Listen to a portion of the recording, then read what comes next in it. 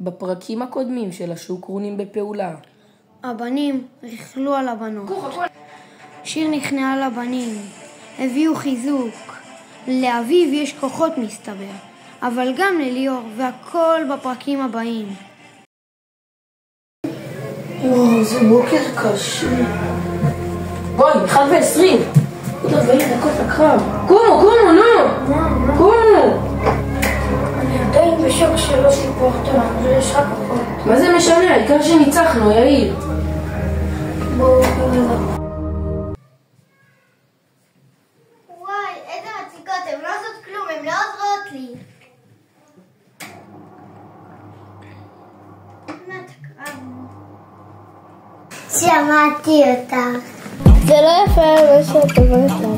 מה לעשות שלא עשיתם כלום? זה לא אשמתנו שיש לך כוחות.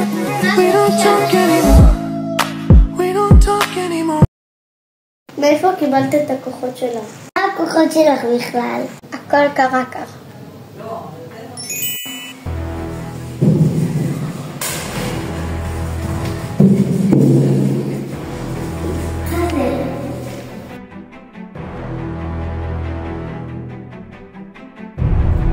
רגע, איך בכלל קיבלת את הכוחות שלך? אני יודעת איך.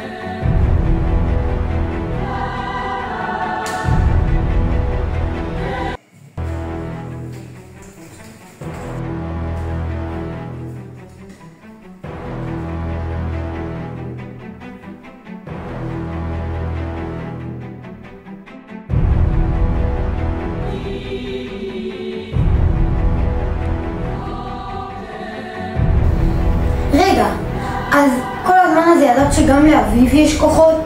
הכל היה מתוכנן. וואי, זה לא הגיוני מה שהולך פה. רק אני הבוגדת. נראה לך שבגדתי בך, מעצבן להיות עם הבנים.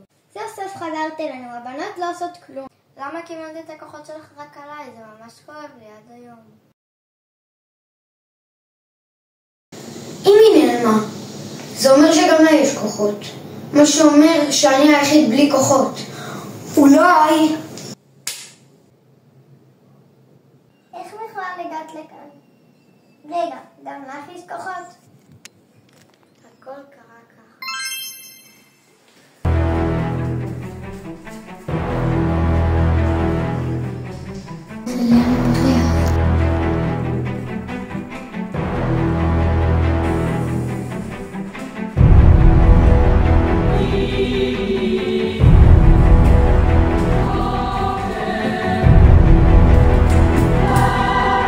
אסור שתקבלי את הכוחות. שיר, זה מסוכן.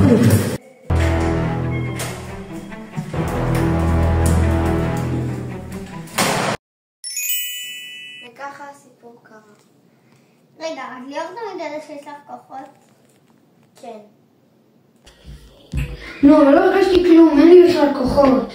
יכול להיות ששיר בלתי נראית, אביב שולטת בברק, אני מחשמל, זה יכול להיות שאתה קורא מחשבות? לא, זה מטורף הזה. וואי, אני חייבת להתארגן, אנחנו צריכים לרדת לאוטו להביא נשקים לקרב. צריך להתגנב לאוטו. עכשיו!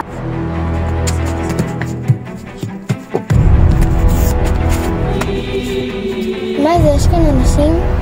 נראה לי שזה הבנים.